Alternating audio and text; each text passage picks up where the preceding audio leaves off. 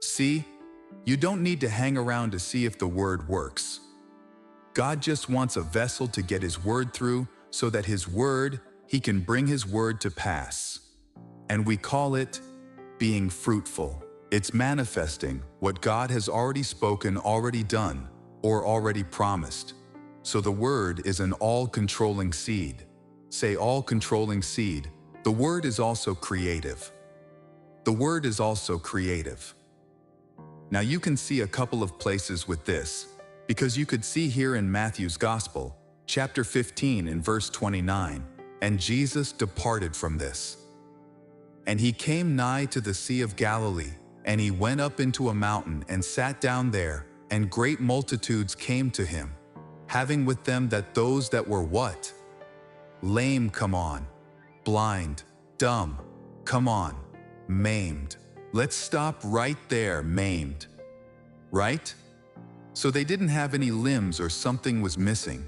Could have been an organ, whatever. And they put them down at Jesus' feet. And what did he do? He healed them. In so much that the multitudes wondered when they saw the dumb to speak and the maimed to be made whole.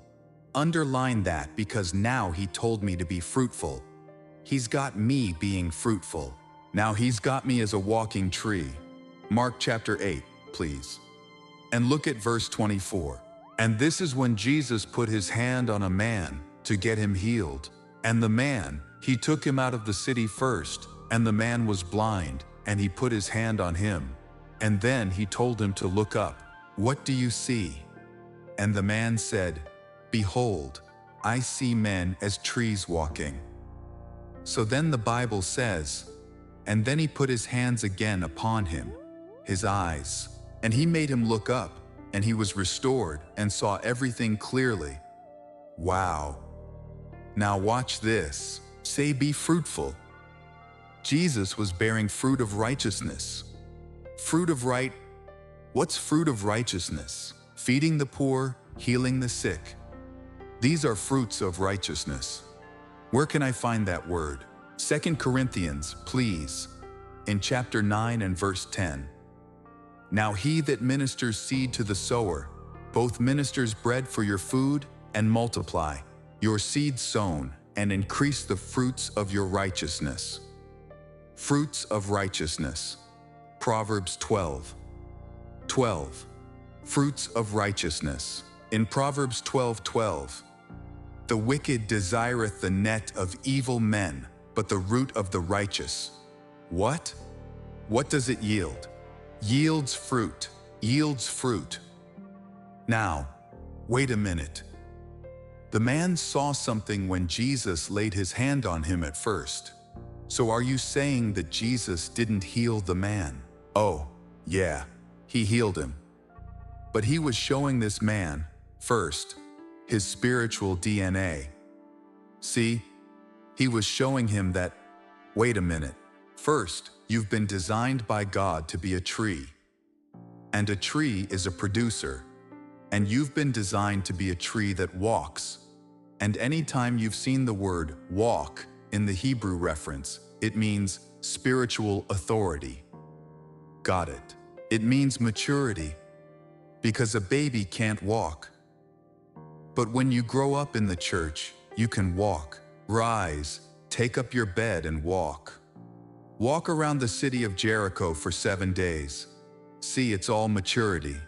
And I'm just saying that you walk through the valley of the shadow of death, praise God.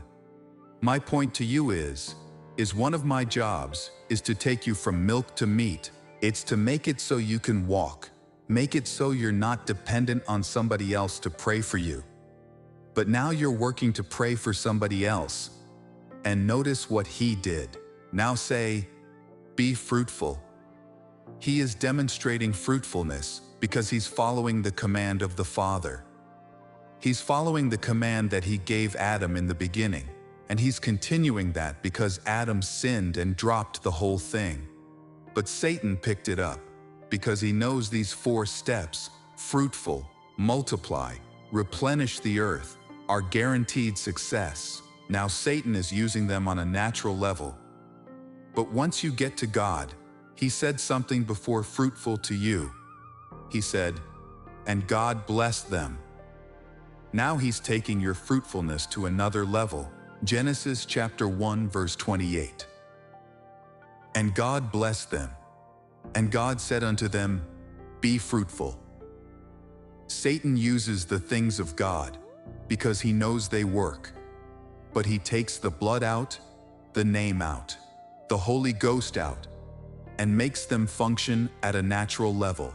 But you are the church, and you are on a supernatural level. You got the Holy Ghost. You can do things a man can't do. Satan's man can't walk on water. But the Word is creative. So Jesus can use the fruitfulness of the power of the Word of God, and actually did manifest a limb in this man's life. Same amen to this. He can manifest. You can't do that with the natural. You can't get there. See, in the natural, you might have had to go through all of this to get there. Lord have mercy. Say, the Word is creative. Let's look at John chapter 2 and look at verse 1. And the third day, there was a marriage in Cana of Galilee, and the mother of Jesus was there. And both Jesus was called, and his disciples to the marriage. And when they wanted wine, the mother of Jesus said to him, they have no wine. And Jesus said unto her, Woman, what have I to do with thee? My hour's not yet come. And his mother said unto the servants, whatever he says to you, just do it. And there were set there 6 water pots of stone, after the manner of the purifying of the Jews, containing 2 or 3 firkins apiece, that's 20 or 30 gallons. And Jesus said unto them, what? Fill the water pots with water. And they filled them with water to the brim. And he said unto them, draw out now, and bear to the what? Governor of the feast. And they bear it. Watch this. And when the ruler of the feast had tasted the water that tasted that it was made wine, and knew not which it was, but the servants which drew the water knew, the governor of the feast called the bridegroom. He said unto him, every man at the beginning does set forth good wine. And when men have well drunk, they bring out that stuff that's worse, but you have kept, come on, the good wine until now. Say fruitful. And I'm saying something here. I'm saying that you're able to deliver goods from heaven on a whole another level. But you got to walk. You got to understand that, wait a minute. Part of your DNA, part of your purpose here is to be fruitful. That you can go around by the power of the Holy Ghost and get people healed. Now, what is the Word also? The Word is God's divine nature.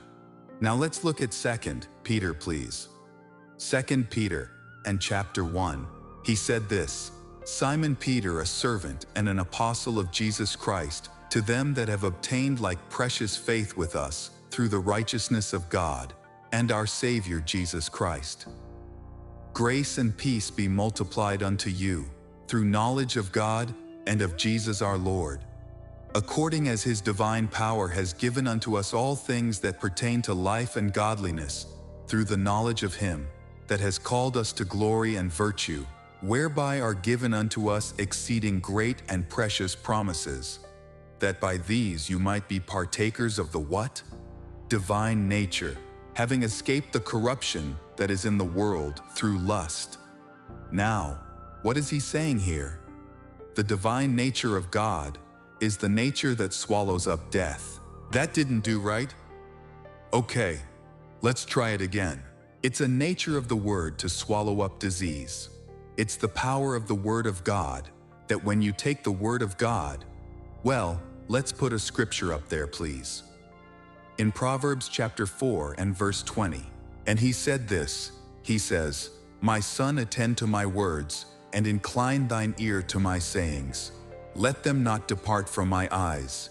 Keep them in the midst of thy heart. What is he talking about? Words. Say words. Say God's word. For they are life. What kind of life? Divine life to those that what? Find them. And what else? Health to all their flesh. Now the original says medicine. So the Word of God is medicine. I said, the Word of God is medicine. Now Jesus is the physician, and He has given the church the ability to be self-contained. Ouch. The word Jehovah means self-existing. You physician, heal yourself. See, if you're going to a doctor, for example, outside, and the doctor says, here's the medicine. Take it 3 times a day. I'm saying to you that for the church, there is some medicine, and you can take it. And as you take it, its divine life will swallow up disease. It doesn't make any difference how powerful disease is, or what the report is. HIV, NIH, whatever it is, the divine life of God will swallow up death. Are you hearing what I'm saying? I'm saying you don't even need to know what it is. Just take this 3 times a day. So I'm saying it will remove anything that death has brought.